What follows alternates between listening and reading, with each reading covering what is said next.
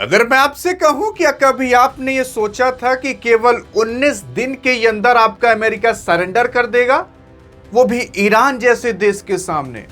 अरे हां, क्योंकि अब आपका अमेरिका जीत कर भी हार चुका है। वो अमेरिका जिसके उपराष्ट्रपति अब ये कह रहे हैं कि अगर मैंने रियल वजह बता दी इस युद्ध की ना, तो मुझे जेल हो जाएगी। आइए देखते हैं कि आखिरकार अमेरिका, जो कि कहने के लिए तो B2 bomber, bunker buster bomb, अन्य प्रकार के चीजें रखता है, आज वही अमेरिका कैसे घुटने टेक दिया है ईरान के सामने। और ईरान के सामने क्यों कुछ नहीं कर पा रहा आपका अमेरिका, और अभी 19 दिन भी ढंग से नहीं हुए हैं और आपके अमेरिका को भाई साहब धूल चटा दिया ईरान ने। आइए देखते हैं आखिरकार आगे क्या हो सकता है। और जहां ईरान के अंदर उसके राष्ट्रपति पेजेश्कियन भाई साहब खुलेआम रोड पर घूम रहे हैं, तो वहीं अगर आप देखोगे इजराइल के अंदर लोग अब बंकर में रहने लगे हैं, अंडरग्राउंड में रहने लगे हैं, ताकि अगर बम उम गिरे तो कम से कम लोग सेफ बचे रहें। यार मैं आपको बता रहा हूं, जितना ईरान के अंदर माहौल है ना, उससे 10 गुना ज्यादा आपको इजराइल के अंदर दिखेगा। ईरान के अंदर तो भाई साहब लोग खुलेआम रोड पर हैं और कहीं बम उम गिर रहा तब भी घूम टहल रहे हैं, कोई दिक्कत नहीं है। लेकिन इजराइल के अंदर ऐसा नहीं है भाई साहब। इजराइल के अंदर ईरान ने इतनी दहशत मचा कर रखी है कि लोग अब बंकर में भागना चालू कर दे रहे हैं। और ये न्यूज़ क्यों सामने नहीं आती? ये न्यूज़ इसलिए सामने नहीं आती क्योंकि इजराइल ने मना कर रखा है कि ये सब आप न्यूज़ पर दिखा नहीं सकते। इस वजह से क्या माहौल अभी इजराइल के अंदर है, जनता के सामने आ नहीं पा रहा। और भाई साहब इसी वजह से कहा जा रहा है खैमनाई को भले मार दिया गया, लेकिन जो उसका बेटा मुज्तबा खैमनाई है भाई साहब, उसने माहौल बना कर रखा है। अब सवाल ये उठता है कि आखिरकार क्या हो सकता है। देखो, असल में ना अंदर ही अंदर और किसी को पता नहीं चल पा रहा, जो रूस और चीन है वो ईरान को फुल सपोर्ट कर रहे हैं, लेकिन वो कभी भी ईरान को जिताना नहीं चाहेंगे। जी हाँ, वो केवल ये सोचेंगे कि बस कैसे भी करके इस युद्ध को कितना लंबा खींच दिया जाए। इसी वजह से तो देखो, ये लोग डायरेक्टली नहीं उतर रहे युद्ध में। डायरेक्टली उतर जाएंगे तो भी तुरंत वर्ल्ड वॉर चालू हो जाएगा, तुरंत के तुरंत तो चालू हो जाएगा। और इधर अगर आप देखोगे तो ये लोग केवल जैसे मेडिसिन के रूप में, हथियार के रूप में, और जो चीन है वो आपके ईरान से कुछ तेल खरीद कर उनको आर्थिक मदद कर दे रहा है। इस तरीके से मदद किया जा रहा ताकि ईरान हारे ना, और ईरान लड़ता रहे लड़ता रहे लड़ता रहे। मैं आपको एक राज की बात बताऊं, यहाँ पर चाहे चीन हो, चाहे आपका रूस हो, चाहे भारत हो, वो सब चाहते हैं कि ईरान हार जाए और ईरान में तख्ता पलट हो जाए, लेकिन अभी ना हो। ये लंबा जितना युद्ध खींच सके उतना लंबा युद्ध खींच कर हो। जानते हो क्यों? अभी आप आगे समझ जाओगे। देखो, असल में देखोगे तो जो टर्की है, तुर्की भी भाई साहब अब इस युद्ध से हाथ धो रहा है। वो कह रहा है हम भी अमेरिका का साथ नहीं देंगे। अमेरिका पूरी दुनिया में चिल्ला रहा, अरे यार तुम लोग आओ ना मेरे साथ, अपने बेड़ा लेकर आओ, अपने शिप लेकर आओ, आओ ईरान के खिलाफ लड़ो, ईरान को हराओ। जानते हो पूरे नाटो कंट्री के अंदर, पूरे दुनिया के अंदर केवल एक ही देश था, फ्रांस, जिसने कहा चलो हम भी आएंगे लड़ने। और जानते हो खाली एक ठो नाव भेज दी, ल जा लड़ ले और कुछ नहीं भेजा। अमेरिका यहां पर अकेले पड़ चुका है। अमेरिका ने सोचा था कि खैमनाई को मरवा देंगे। अरे ये वेनेजुएला नहीं है, यहां पर लड़ाके पैदा होते हैं ईरान के अंदर। वेनेजुएला में केवल मिस यूनिवर्स पैदा हो सकती हैं, लड़ाके नहीं। इस वजह से इतने आसानी से वहां ऊपर उठवा ले गया। यहां पर आप मरवा भले दिए, लेकिन भाई साहब अब आपका जो हाल होगा आप समझ नहीं सकते हो। असल में क्यों टूट रहा है? देखो, यहां पर टर्की यहां पर है। अगर आप देखोगे ईरान ने एक बार टर्की में ना अटैक भी किया था, और टर्की में मैं बता दूं, यहाँ पर जो नाटो कंट्री है ना, उन लोगों ने अपने न्यूक्लियर फैसिलिटी भी रखी है और बहुत आधुनिक प्रकार के यहाँ पर हथियार भी रखे गए। इस वजह से टर्की ना मजबूत हो जाता है, क्योंकि ये भी नाटो कंट्री के अंदर ज्वाइन है। जानते हो क्यों? असल में टर्की, इसकी ज्योग्राफी कुछ इस तरीके से है कि इधर ये यूरोप से भी कनेक्ट हो जाता है, इधर ये मिडिल ईस्ट से भी कनेक्ट हो जाता है। इस वजह से यहाँ पर अगर आप कुछ भी गोला बारूद रखोगे, रडार सिस्टम रखोगे, तो आप इतना पूरा कवर कर लोगे, उधर यूरोप भी पूरा कवर कर लोगे। इस वजह से टर्की की ज्योग्राफी काफ़ी इंपॉर्टेंट है। तो टर्की से कहा गया था कि यार तुम कुछ करो, तुम तो यहीं हो, तुम्हारे ऊपर अटैक भी किया। टर्की ने कह दिया हम हाथ खड़े करते हैं, तुम युद्ध चालू कियो ना, तुम ही खत्म करो, हमसे नहीं मतलब है, हमें झूठे ना यहाँ पर लाओ। यहाँ पर आपके ईरान ने भाई साहब एक बार यहाँ पर टापू पर हमला किया था, टर्की पर भी हमला कर दिया। इधर हर जगह उसने दहशत मचा कर रखी है। लेकिन आप सोच रहे होगे कि यार ईरान सब पर अटैक कर रहा है, तो कोई ईरान पर अटैक क्यों नहीं कर रहा? तो मैं आपको बता देना चाहता हूँ कि ईरान पर लोग इसलिए नहीं अटैक कर रहे। अगर आप बड़े मैप में जाओगे तो बड़े मैप में आपको कुछ इस तरीके से दिखेगा। ईरान देखोगे, इराक, बहरीन, कतर, यूएई और ओमान, इधर सऊदी अरब, सब पर अटैक कर रहे हैं। ये क्यों नहीं अटैक कर रहे ईरान पर? वो इसलिए नहीं कर रहे क्योंकि इन लोग की जीडीपी कैसे चलती है, एक ठो तेल की वजह से चलती है और एक ठो टूरिज्म की वजह से चलती है। सऊदी अरब और इसी वजह से चलता है। अब मान लेते हैं कि अगर ये लोग अटैक करना चालू कर दी ईरान पर, तो ईरान बहुत बुरी तरीके से अटैक कर देगा इनके ऊपर। और इतना जानिए, ईरान से मजबूत नहीं है, जीत भी जाएंगे तब भी आपका ईरान इतना डैमेज पहुंचा चुका रहेगा कि यहां जितने भी घूमने टहलने आएंगे या आने वाले होंगे, कोई नहीं आएगा, और जो होंगे वो भी भाग जाएंगे। और मैं आपको बता रहा हूं, इतना बुरी तरीके से क्षतिग्रस्त कर देगा ना कि 10-10 साल तक कोई नहीं आएगा। इनकी जीडीपी वैसे ही टूट जाएगी। तो ये जान रहे हैं कि मैं ये गलती नहीं कर सकता। और दूसरी चीज, आपका ईरान किसी चीज को टारगेट थोड़ी ना बनाएगा, उड़ा देगा बुर्ज खलीफा बीचों में से एक ठो डालकर, अरे बम वम सहे ड्रोन रोन, खत्म पूरा बुर्ज खलीफा। इधर से क्या करेगा वो, सारे जितने भी टैंकर से ऑयल के वो उड़ा देगा। उड़ाने के बाद क्या होगा, अब ये लोग ना तेल बेच पाएंगे क्योंकि जो भी इनका तेल वाला अड्डा था खत्म हो गया, और ना तो टूरिज्म आएगा, तो खत्म पूरा पूरा ये खाड़ी वाला देश। इसीलिए ये लोग कभी भी गलती नहीं करेंगे ईरान पर अटैक करने की। और दूसरी चीज मैं आपको बता रहा हूं, यहां पर ना आपका ईरान जो है उसने बहुत स्ट्रेटेजिक गेम खेला है। यहां पर वो केवल किस पर अटैक कर रहा है जान रहे हो, जो अमेरिका के सैन्य अड्डा है, और उसी के साथ साथ पूरा पूरा दहशत फैला दिया है। इन लोग के भी इकोनॉमी को डिस्टर्ब कर रहा है। भाई साहब, अगर सऊदी अरब के रियल इस्टेट को जाकर देखोगे ना, जो उनका वहां पर जमीन वमीन का दाम है, इस हिसाब से गिर चुका है कि आज तक जैसे कभी गिरा ही नहीं था, एकदम धड़ाक से नीचे आया है। और दूसरी चीज, यहाँ पर सऊदी अरब को बहुत बड़ा नुकसान हो रहा है। आप सोच रहे होंगे कि यार क्या सऊदी अरब के पास खुद की आर्मी नहीं है कि खुद को कम से कम प्रोटेक्ट को तो कर सके।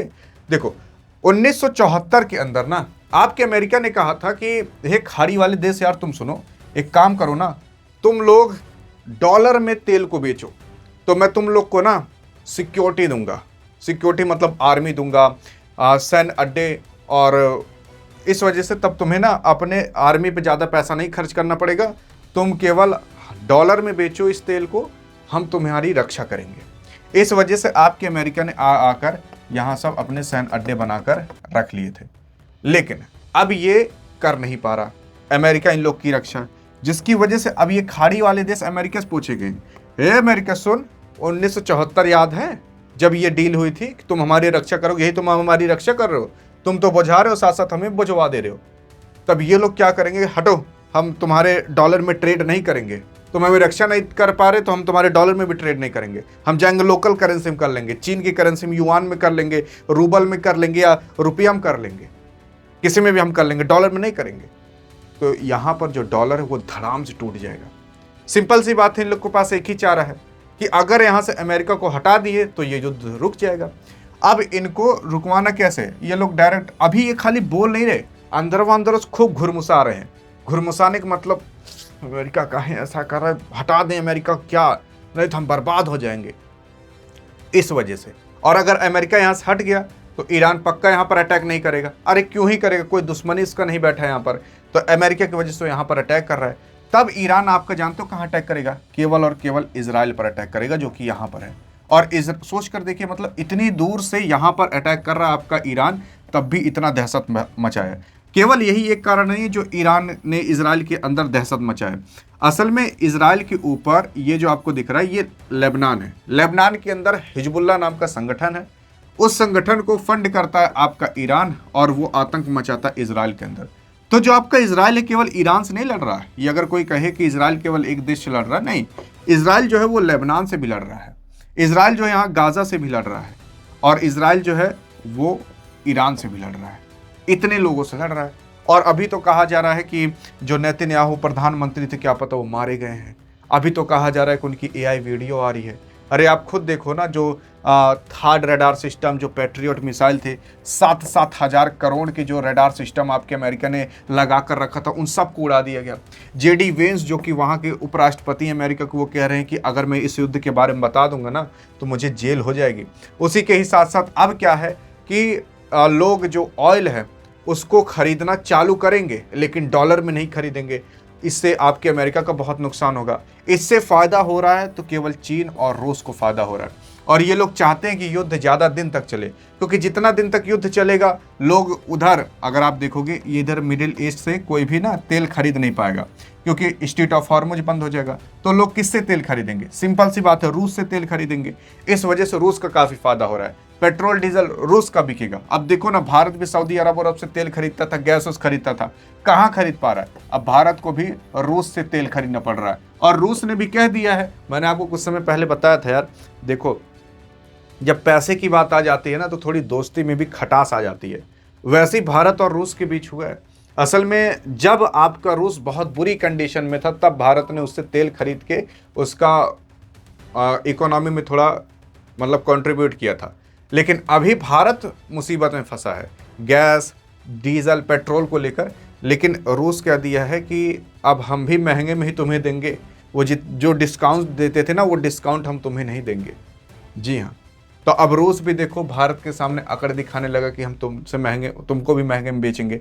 लेकिन बहरहाल क्या है ना कि अब जब डॉलर टूटना चालू करेगा तो लोग किसी न किसी दूसरे चीज की तैयारी में लगेंगे, कोई और करेंसी आए। इससे ब्रिक्स करेंसी मजबूत हो रही है। और ब्रिक्स करेंसी भाई साहब 2029 में लाने की बात की गई थी। 2026 में देखो खेला होना चालू हो गया है। ये खेला काफ़ी समय तक चलेगा, मान लेते 2027 तक चल जाता है तो 2027 तक अमेरिका बहुत कमज़ोर हो जाएगा। अब अमेरिका जो है ना वो भाई साहब 600-700 बिलियन डॉलर जो है वो अपने खर्च करता है डिफेंस पर।